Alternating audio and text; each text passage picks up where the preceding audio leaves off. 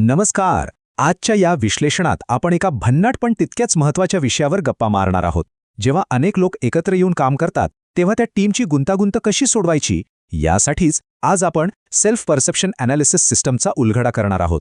हे एक असं भन्नाट टूल आहे जे टीममध्ये काम करताना स्वतःचं मूल्यमापन कसं करायचं आणि आपल्या कामाच्या पद्धतीत सुधारणा कशी करायची हे अगदी स्पष्टपणे समजून घ्यायला मदत करतं. चला तर मग सुरू करूया. एक गोष्ट अगदी नक्की, कोणताही मोठा प्रोजेक्ट एकट्याच्या जीवावर यशस्वी होत नाही.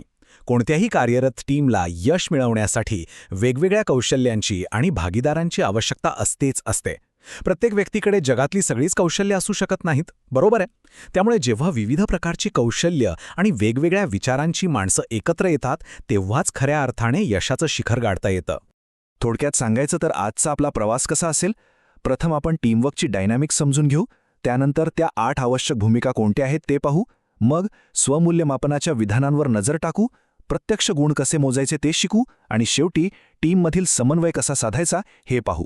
तर पहिला भाग, the dynamics of teamwork. Why analyse roles? आपण या भूमिकांचं विश्लेषण का बरं करावं?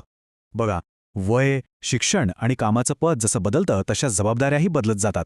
त्यामुळे वेळोवेळी स्वतःच्या कौशल्यांचं परीक्षण करणं अत्यंत गरजेचं असतं. सेल्फ परसेप्शन ॲनालिसिस सिस्टम ही एक अशी रचना आहे जिचा उपयोग टीम मेंबर्सना त्यांच्या भूमिकेचं वेळोवेळी विश्लेषण करण्यासाठी होतो. कामाच्या स्वरूपानुसार आणि वेळेनुसार एखाद्याला नेहमीपेक्षा अगदी वेगळ्या भूमिकाही पार पाडाव्या लागू शकतात. त्यामुळे या सिस्टीमच्या मदतीने कौशल्यांमध्ये अगदी अचूक बदल करणं सोपं जातं. आता वळूया दुसऱ्या भागाकडे, दी 8 असेन्शियल रोल्स, दी एन्सेम्बल कास्ट.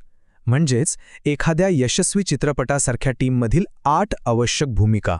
इथे आपण एका परफेक्ट टीममधल्या वेगवेगळ्या कॅरेक्टर्सची ओळख करून घेणार आहोत. एकीकडे वर्कर आहे जो कर्तव्यदक्ष आणि खात्रीलायक असतो. शेपर हा कायम उत्साही आणि डायनॅमिक असतो. रिसोर्स इन्व्हेस्टिगेटर हा मनमिळावू आणि संवाद साधण्यात एकदम भारी असतो. तर टीम वर्कर हा अतिशय संवेदनशील आणि सगळ्यांना समजून घेणारा असतो. आता दुसरीकडे पहा, लीडर हा आत्मविश्वासू आणि शांत असतो. प्लॅनर गंभीर आणि स्वतंत्र विचार करणारा असतो. मॉनिटर हा जास्त भावनांमध्ये न वाहून जाणारा आणि सावध असतो. तर कम्प्लीटर फिनिशर हा प्रत्येक काम अगदी व्यवस्थित करणारा पण त्याचवेळी थोडा काळजीत असणारा असतो. ही सगळीच माणसं टीमसाठी आवश्यक असतात. आता हा विरोधाभास पहा, हा खरोखरच खूप रंजक आहे. एकीकडे लीडर आहे जो अगदी कूल, शांत आणि आत्मविश्वासू आहे आणि दुसरीकडे आहे कम्प्लीटर फिनिशर जो कामात अतिशय काटेकोर आहे पण नेहमीच एका चिंतेत किंवा काळजीत असतो. या दोन अगदी विरुद्ध प्रवृत्ती टीममध्ये कसा समतोल निर्माण करतात हे पाहणं खरोखरच थक्क करणारं आहे. टीममध्ये फक्त शांत लोक असून चालत नाही, तर कामाच्या परफेक्शनची सतत काळजी करणारे लोकही तितकेच महत्त्वाचे असतात. तिसरा भाग, the self perception statements, the 7 trials. म्हणजेच स्वमूल्यमापनाची 7 महत्त्वाची विधाने. इथून खऱ्या अर्थाने ॲनालिसिस सुरू होतं. या सिस्टीममध्ये एकूण 7 परिस्थिती किंवा विधानं दिली आहेत. त्यातील हा पहिला आणि सर्वात महत्त्वाचा प्रश्न, संघासाठी मी काय योगदान देऊ शकतो असं मला वाटतं, हा प्रश्न विचारून ही सिस्टम प्रत्येकाला स्वतःची खरी ताकद ओळखायला भाग पाडते. टीमच्या यशात आपला नेमका वाटा काय असू शकतो याचा अगदी सखोल विचार करायला लावणारा हा प्रश्न आहे. योगदान देणं म्हणजे नेमकं काय? तर प्रत्येकाची पद्धत वेगळी असते. नवीन संधी पटकन ओळखून त्यांचा फायदा घेणं असू शकतं. नैसर्गिकरित्या नवीन भन्नाट आयडिया सुचवणं असू शकतं. इतरांना त्यांच्यातील बेस्ट योगदान देण्यास प्रवृत्त करणं असू शकतं. किंवा अंतिम यशासाठी तात्पुरती अलोकप्रियता पत्करण्याची तयारी असणं असू शकतं. फक्त नवीन कल्पना मांडणं आणि ध्येय गाठण्यासाठी इतरांचा राग सहन करणं यात खूप मोठा फरक आहे, नाही का? पण फक्त जमेच्या बाजू माहिती असून चालत नाही ना. पुढचा टप्पा म्हणजे स्वतःच्या त्रुटी किंवा मर्यादा ओळखणं. टीमवर्क करताना माझ्यामध्ये कोणती संभाव्य उणीव असू शकते हा प्रश्न अतिशय पारदर्शकपणे आणि प्रामाणिकपणे स्वतःला विचारणं अत्यंत आवश्यक असतं. अनेकदा कामाच्या गडबडीत काही सामान्य त्रुटी समोर येतात. म्हणजेच नवीन आयडियावर चर्चा करताना खूप जास्त बोलण्याची सवय आहे का? काम पूर्ण करण्यासाठी आपण खूप जास्त कठोर किंवा हुकुमशाहसारखे वागतोय का? छोट्या छोट्या गोष्टींबद्दल नाहक काळजी करत बसतो का? किंवा ग्रुपच्या वातावरणामुळे खंबीरपणे पुढे येऊन लीडरशिप करायला जमत नाहीये का? या मर्यादा वेळेवर ओळखणं हाच तर प्रगतीचा खरा मार्ग आहे. आता एक विचार करा, अचानक एखादं अत्यंत कठीण काम समोर आलंय.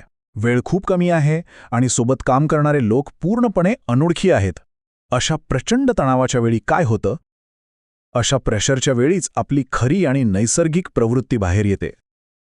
अशा कठीण प्रसंगात आपण कोणती भूमिका घेतो हे अचूकपणे ओळखायला ही विधानं खूप मोठी मदत करतात. भाग 4 calculating assessment scores the critical review. चला आता या विचारांचं मार्कांमध्ये रूपांतर कसं होते ते पाहूया. आत्तापर्यंत आपण जे पाहिलं ते सगळे आपले विचार किंवा भावना होत्या. पण हे सगळं मोजायचं कसं? याची एक अतिशय सोपी पण पद्धतशीर प्रक्रिया आहे. आधी त्या 7 विधानांचा पुन्हा एकदा आढावा घ्यायचा.